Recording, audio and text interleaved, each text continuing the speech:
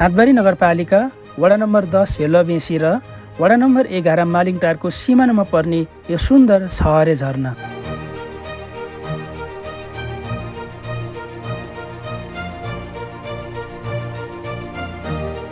प्रकृतिको अनुपम उपहार मध्ये एउटा सुन्दर उपहार यो झरना अति नै रमणीय छ।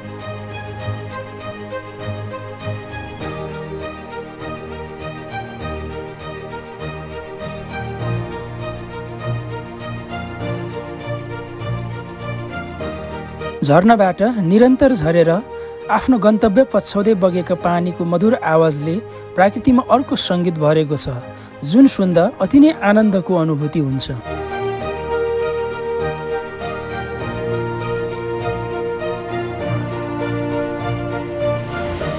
यो सँगै यहाँ निर्माण गरिएको पार्क तथा विश्रामालयले यो ठाउँलाई अझ सुन्दर बनाएको छ भने पिकनिक स्पोटको लागि पनि यो ठाउँ अति नै राम्रो रहेको छ।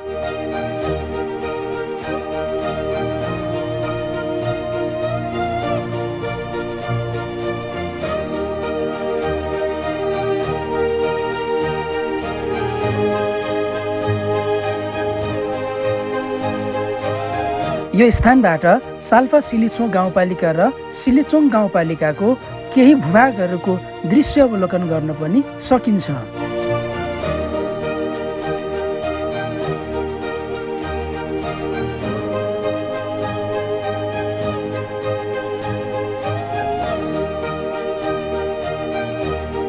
अन्त्यमा यो भिडियो जसले हेर्दै हुनुहुन्छ एकपटक आएर यो ठाउँको अवलोकन गर्नुहोस् र प्रकृतिसँग रमाउँदै आनन्द लिनुहोस्।